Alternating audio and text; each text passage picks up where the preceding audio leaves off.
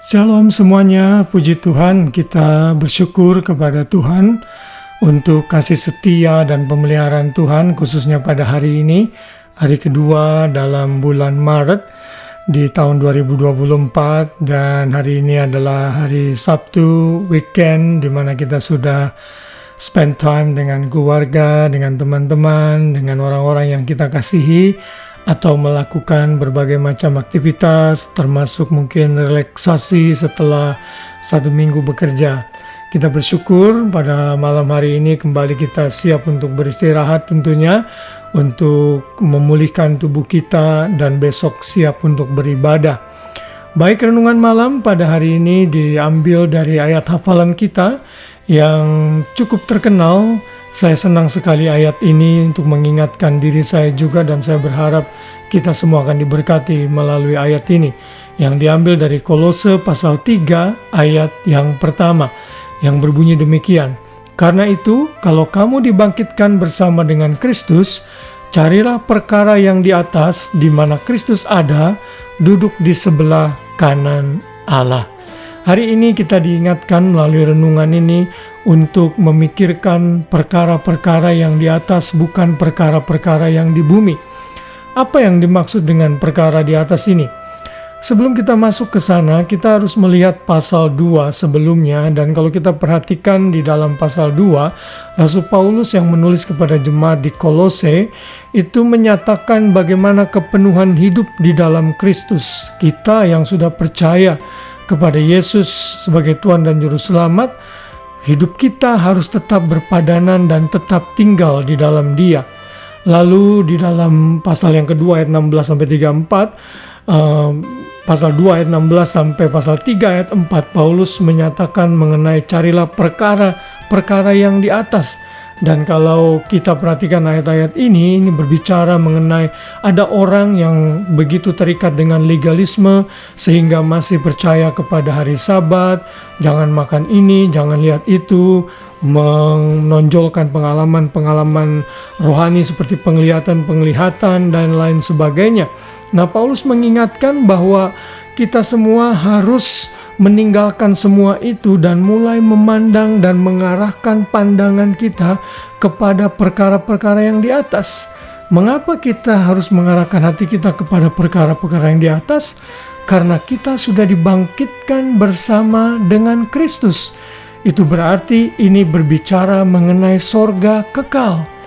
Kita harus tahu bahwa dunia, tempat di mana kita berada, bukan tempat permanen kita. Ini hanya tempat transit.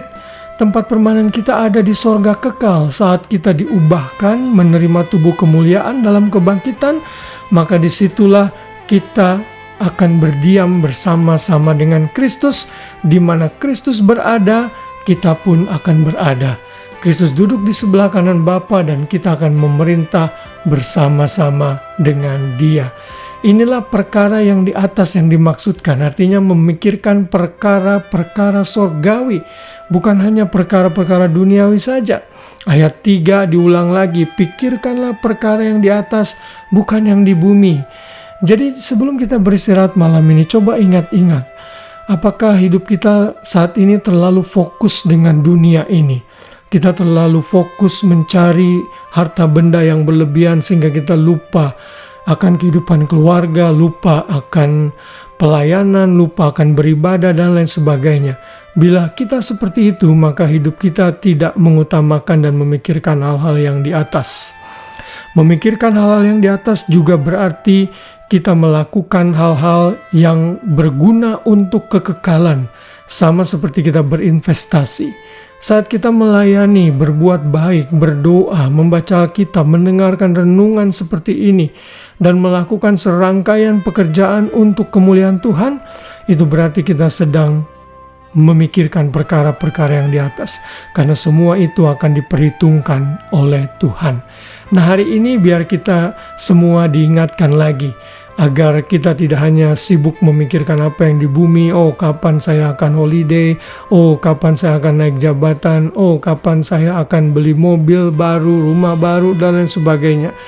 Saya tidak mengatakan itu tidak boleh. Saudara boleh memikirkan itu semua, tetapi bukan itu yang utama. Pikirkan kalau saya punya rumah, bagaimana rumah itu bisa memuliakan Tuhan.